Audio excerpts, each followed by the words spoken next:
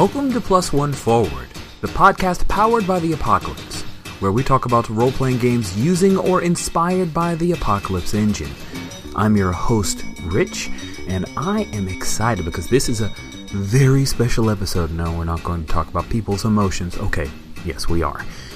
Rach went to Metatopia 2017 and recruited a bunch of folks to talk about Powered by the Apocalypse games that they are making, games in development. We're calling this the Alphas. Enjoy.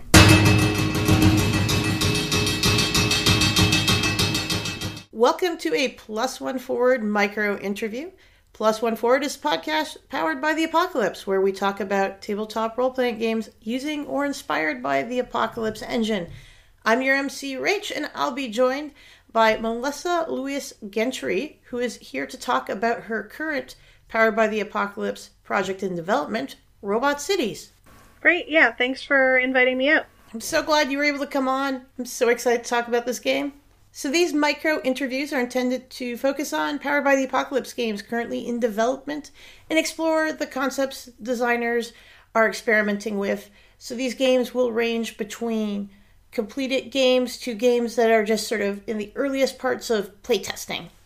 Melissa, could you tell our listeners a little bit about yourself and your game Robot Cities? I'm Melissa Lewis-Gentry. I am by day the manager of Modern Myths, Comics, and Games. So I run a game store, but by night, or as a hobby, or usually at around 8 a.m. in the morning, I am writing a game called Robot Cities, which is a game about robots with emotions running from the law. Is the tagline. That sounds cool. Yeah, thank you. So why did you build your game using concepts from Powered by the Apocalypse? So I've been running games in a variety of different systems over the years, and I enjoy being a GM the most. I enjoy being a game master more than I enjoy being a player. And I find that in Apocalypse World and other Powered by the Apocalypse games that the agendas and principles and the way that a game master interacts with the players is some of the most fun that I've seen for a game master. What's your favorite part if you were to pick one part of Powered by the Apocalypse? That's a great question. I would say one part is, I guess that the GM doesn't roll and just narrates the consequences for the player's choices. I think that would be my favorite part if we're gonna get reductionist there. Yeah. I've always liked it myself because I find it frees up mental space so I can plot forward and figure out how to make everyone's lives more exciting, as it were. So what do you feel is the most innovative part of your game? So I've been thinking about this a lot, and the most innovative part, I think, is the way that my dice mechanics integrate with some of the themes of the game. So I've created a new dice mechanic that uses a pool of fate dice. So you're not just rolling 4 fate dice for their pluses and minuses, but you're rolling a pool of dice where a positive symbol and a negative symbol match together to create an electrical charge.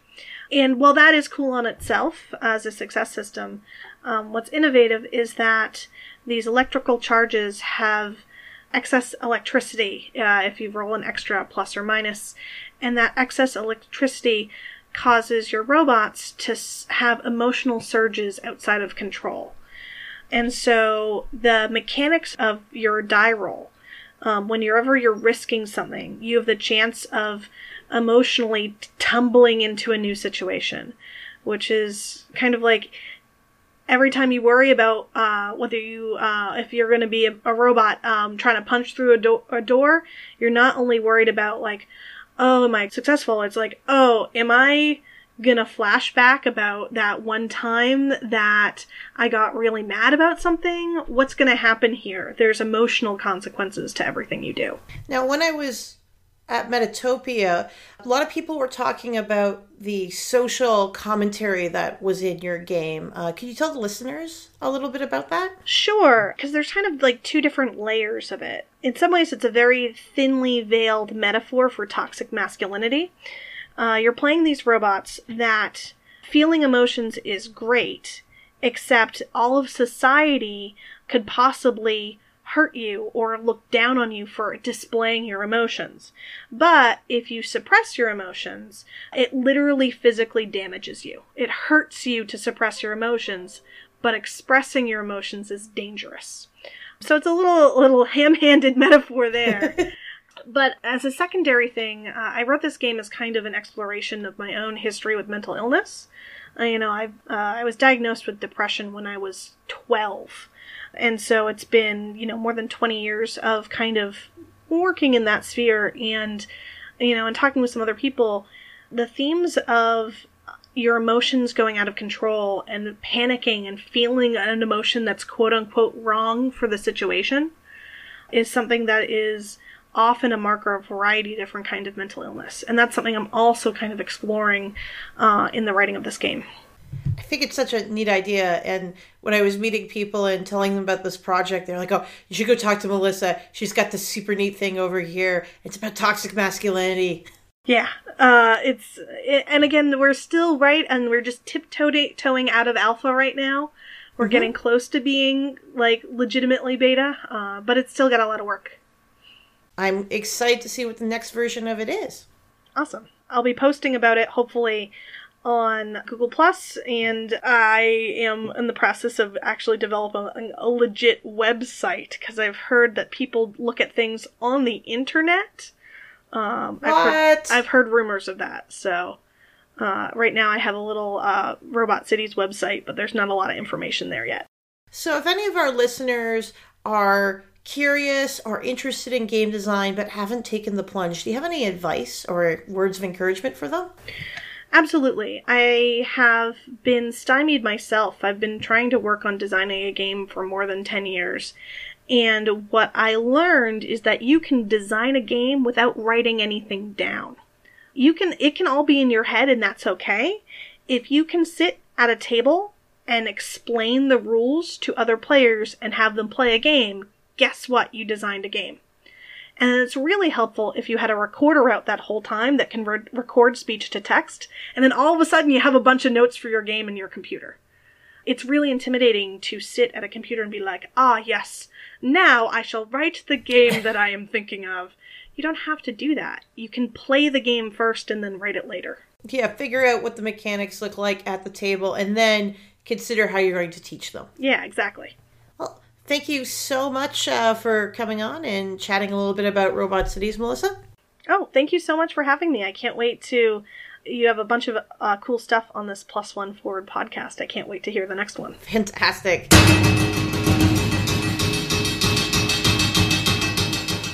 Welcome to another Plus One Forward micro interview, where we're looking at some of the Powered by the Apocalypse games currently in development. Today I'm joined by Jason Pitt to talk about his current game in production, Circles of Power. Jason, could you explain a little bit about your game and introduce yourself to the audience? Certainly. It's a pleasure to be here. Circles of Power is my Powered by the Apocalypse game of social justice wizards. That is to say, in this game, you are portraying the wise, individuals from marginalized communities of disability, race, ethnicity, or identity, who have gained magic in the wizardly type of way, in sort of a fantasy setting. And they are tasked with trying to protect their communities from forms of oppression and from unnatural, terrible doom that's threatening to destroy everything. And it's one of those games inspired rather heavily by Monster Hearts and Sagas of the Icelanders, that's trying to really delve deep into a bunch of social topics, along with a kick-ass magic system, which is kind of great. I think when we talked together at Metatopia, that was a big reason about why you went with Powered by the Apocalypse, if I'm not mistaken. Yeah, so the very heart of the game, when I first started making it up, was that I noticed a little bit of the Powered by the Apocalypse engine that was fascinating and no one was talking about, which was specifically the pick lists. How sometimes you have a limited number of good things you can pick and you want to pick all of them. or you have a list of bad things and you're trying to avoid all of them. And that dichotomy was fascinating. So I sort of massaged that and wound up creating a system for magic and spells, where you were evolving spells and removing things that you didn't want to happen and replacing them with things that you did want to happen. And because of that, you're effectively evolving the pick list for each of your spells, which is sort of the killer app from a purely mechanical sense. And then, once I got that out of the way, I looked more closely at things like Monster Hearts, Dream Askew, etc., and started focusing on what is the kind of situation that will make these kinds of decisions meaningful. Why is there going to be feels when you play the game? Because you need to have a strong motivation. Otherwise, it's just going to be a pretty shallow, yay, we throw fireballs. Yay, fireballs. Unlocking the feels is a very important thing in game design. Exactly. So going back to that, what social commentary is your game exploring? Because I think there's quite a bit there to unpack. Oh, absolutely. So, one of the key conflicts and issues that I'm trying to explore with this game are those really messy problems of intersectionality. One story that I tend to use for this, that explains it pretty well, is recently one of the maritime provinces in Canada repatriated some land to a number of people of color, original descendants from the original black settlers to that community. So that's about 200 years ago. Land was promised to everyone, and only the white people got it. So the province was trying to right historical wrongs, and they gave the land to the black settlers. They gave the indigenous land that was stolen from the indigenous communities of the area to the black settlers. This is a messy kind of situation. And I'm wanting to focus on those kinds of situations where there's no easy answer.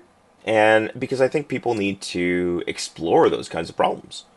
And Powered by the Apocalypse is really good at supporting messy situations where there's no easy answer. It's kind of the right tool for the job. Oh, yeah, most definitely. There's a lot of space in development and even the play community to ask those hard questions at the table. Yeah, that's sort of the core of it. And it's the other thing that Powered by the Apocalypse does beautifully, that sort of encourages this to be fruitful, is I'm strongly limiting the tools that you have at your disposal to sort of replicate some of the systems of oppression and the lack of power in certain circumstances. For instance, the only things that you can do in this game, from a basic move perspective, is avoid a threat, lead a community, learn about a community, cast a spell, or make a new spell. There are no additional playbook moves. There are no custom moves. You're using magic, community, or please don't kill me. It really narrows the focus in terms of storytelling. Exactly. I absolutely adored how that worked in Sagas of the Icelanders, with the male moves and female moves. Yes, where certain things were gendered. Yeah, that was huge and showed me how the system could really work to really focus in on certain experiences. And the other part that I find compelling is a lot of the complicated, messy situations that you're bringing into the game are inspired by events in Canadian history. A lot of times I find there's a little bit of a Merocentrism that shows up in Powered by the Apocalypse just because the gaming community is so large down there. So to see discussions of problematic content from other cultures is super cool. Not that I'm Canadian and have a bias in this situation. Yeah, eh? But no, seriously, I really want to interrogate some of the more oppressive aspects of Canadian culture, being a Canadian. It's not to say that there aren't these very similar aspects in other places, but I want to look at where my particular country is falling down and hard, and interrogate it and try to find ways to make things better by at least noticing, thinking, and talking about the problems. So that's my goal. We'll see if I can pull it off. So beyond all the really cool stuff we've talked about in Circles of Power, that all aside, what do you think is the most innovative idea currently in the game? Beyond the evolving spells, which I kind of have a fondness for, One of the other things that I'm bringing in is favor. So this is the currency that is formed in a similar way to strings or HX. It's the currency that characters have with the various communities, be they the marginalized communities or the dominant society. The more points you have, the more those groups like your character. And you can spend those to get certain picks on certain moves when you're trying to lead those communities to do things.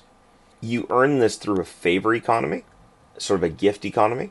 So you're doing favors and helping and supporting groups to gain the social currency, which gains your acceptance and allows you to direct people to do things.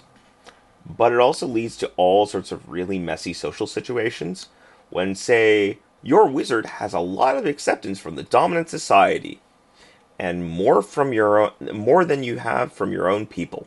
Now they look at you and start wondering and questioning your loyalties. So it's rich fodder for story, and I effectively lay out a cross-reference of characters to communities in front of me, and that's my primary GM interface. So that I can get a quick sense of, so how is this NPC going to interact with that PC? Well, that's a 6. So, skeptically, but okay. Oh, that's a 1. Oh, hates their guts. So it's a really useful and powerful tool. And I have a thing for GM interfaces, because we don't pay nearly enough attention to how awesome some of those can be from a design perspective. If there's any members of the audience who are interested or curious in game design but haven't taken the plunge and dedicated themselves to maybe looking into designing a game, do you have any words of wisdom or encouragement for them? My first selfish plug would be the RPG Design Panelcast. What? I run a podcast which has over 120 some odd recorded panels and seminars about game design and publishing that people should probably check out at some point. But beyond that, I would say very much focus on creating a compelling situation that encourages characters to act and encourages them to interact with the setting in a very real and human way. You need to get those relationships set up for it to feel like a living, breathing world. So create a good situation so it's very clear what the characters are always going to have to do. You're always going on a job for Mr. Johnson and getting betrayed because you desperately need the money, because living in luxury is expensive. You're stuck on a desolate, barren island, and you're trying to make sure you have enough food to survive for the winter. You're in a haunted house, and you're trying to escape before the spirits try to rip you asunder. I mean, those kinds of things, a really strong situation, will drive so much that you can just build everything around that. Thank you so much for joining me today, Jason. I'm excited to see more of Circles of Power. Now, if I'm not mistaken, that's out as an ash can right now, correct? That it is. It's currently available at DriveThruRPG for $5, and you can get print copies in limited quantities at Indie Press Revolution. Great, and thank you again for coming on. Thank you very much.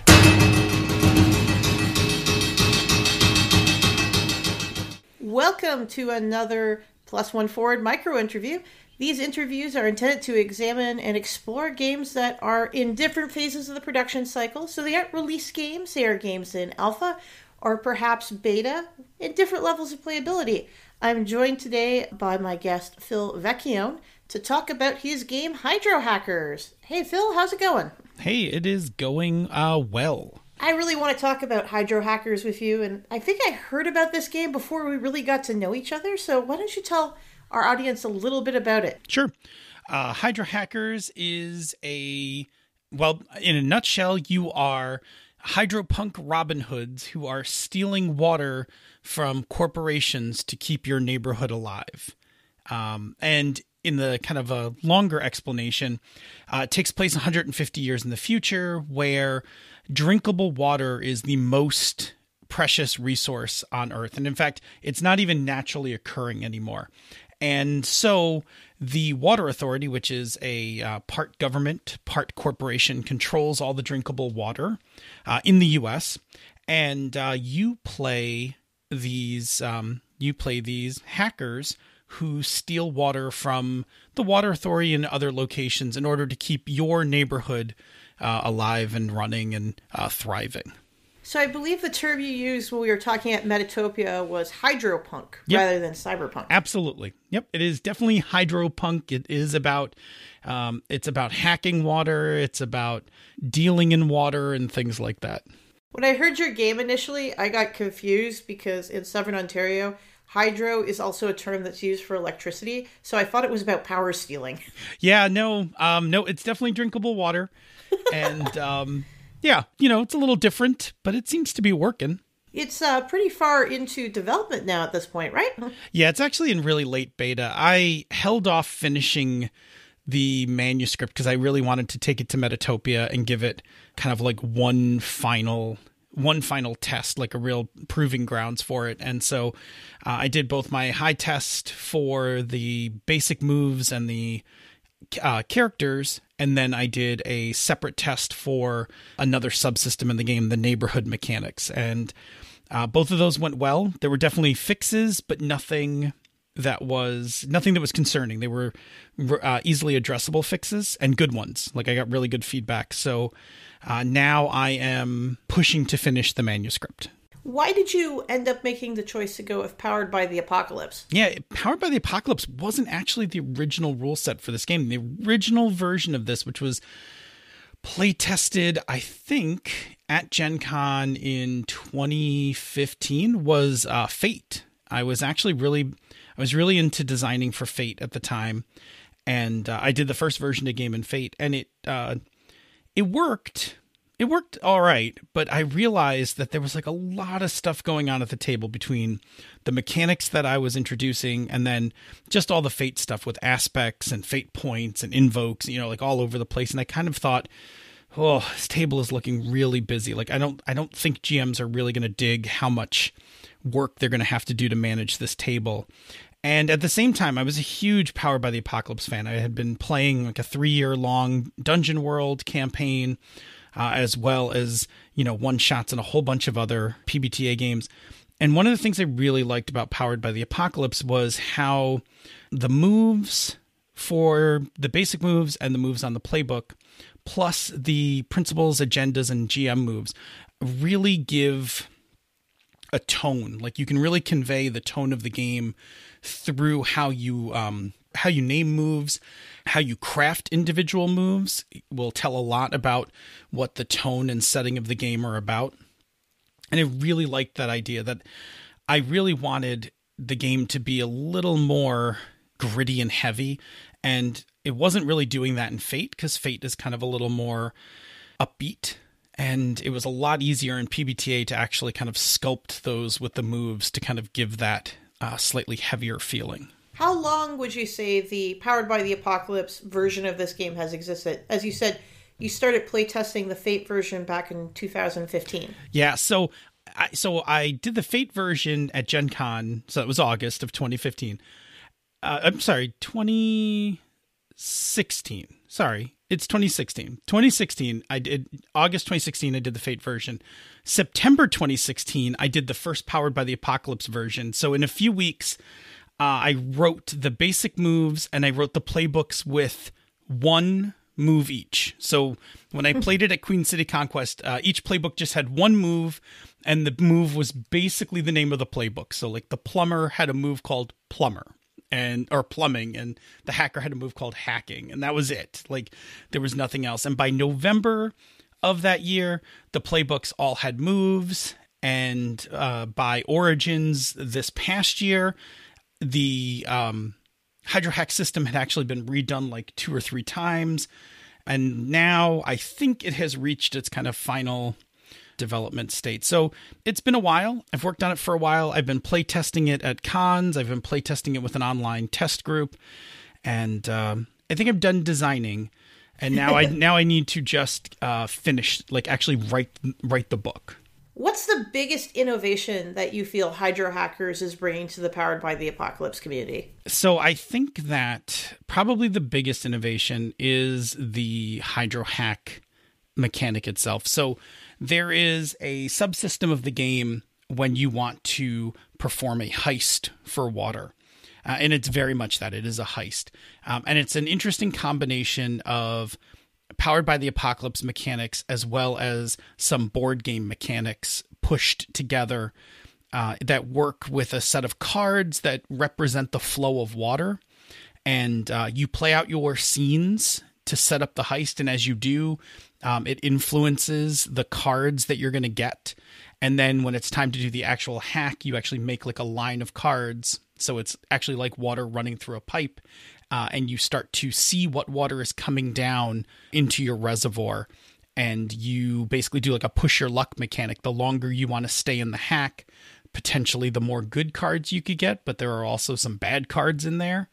And you're basically manipulating the line of cards, and the GM's doing the same thing, manipulating the line of cards to get, you're trying to get the best cards, and the GM is trying to either get you busted or contaminate your water. How often would you say the hydro hacking mechanic comes up in the game?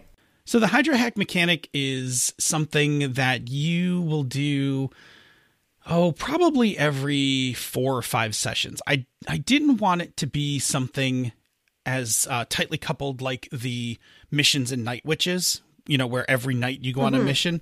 Because the mechanic's not that, it takes like a session to play a good hydro hack. So I run it comfortably in a 4-hour session. So I didn't want it to be something that you had to do every other time you played the game, because I wanted there to be more stories about the neighborhood and about the people in the neighborhood. But every now and then you need water to get something done. And so you have to engage this mechanic. So, yeah, it's about 4. So not frequent, but, frequent enough they'll come up every story arc. Yeah, absolutely. And if you want to do it in a one-shot, you can totally just do the hydro hack. Like, the hydro hack works perfectly fine for a con session one-shot. And in a campaign, again, it would be something you would slide in, every few sessions. What social statements do you feel your game is making? We've talked about water and accessibility to water, but what are your personal thoughts that you're trying to build into the game? So when the first inspirations for the game were some articles I had read, and I think it was around 2015, 2016, about the drought in California, and how I think it was at the time. Well, I'll say a corporation because I don't want to actually misquote. I don't want to misquote news. There was a beverage company, who was pumping water out of the California aquifers to bottle it and sell it commercially, while the rest of California was slowly drying up. And they felt completely entitled, like that was perfectly fine, that there wasn't anything wrong with it. And that was one of my first inspirations. And then I started writing the game, and shortly after that was when the events in Flint, Michigan occurred. Mm-hmm. And that was a case of, politicians, quote, saving money, and, compromising all sorts of pipes and the quality of drinking water for people. And that, also rang true to me. Like how people can easily be thrust into desperation when water is manipulated.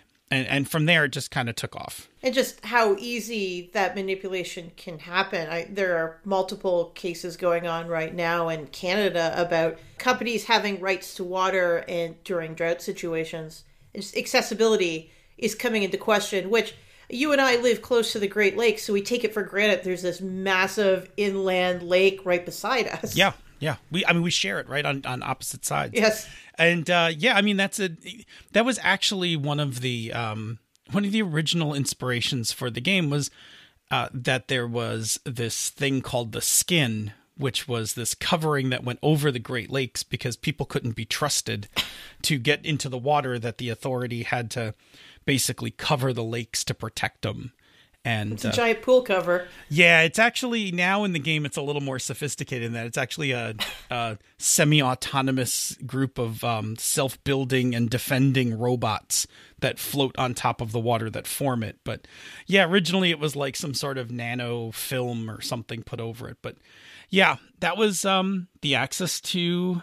So that's probably the big political statement, is that we are being incredibly naive about water rights, and drinkable water is probably not an unlimited quantity, an unlimited resource. And when it dries up, people will not take it well. Like it is, we take it for granted how ubiquitous we think drinkable water is.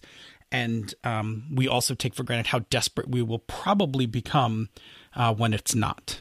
Do you have any words of advice or wisdom to listeners who might be curious about game design but haven't taken the plunge and start working on their own game yet? Yeah, I was actually really late to game design. I've been playing for 35 years now, and I only got into game design in the last 8 or so. And I would say that ignore or beat down your fears about it. Don't think that you are not good enough to do it. Don't think that you have to have anything, any kind of special training or anything like that, a passion for gaming and knowledge about how games work, which if you're playing games, you will accumulate over time. Just do that. Don't let imposter syndrome take that time from you. You're going to make plenty of mistakes. So find people that you love and can trust who will be able to tell you things honestly, that you will listen to with an open mind and do those things.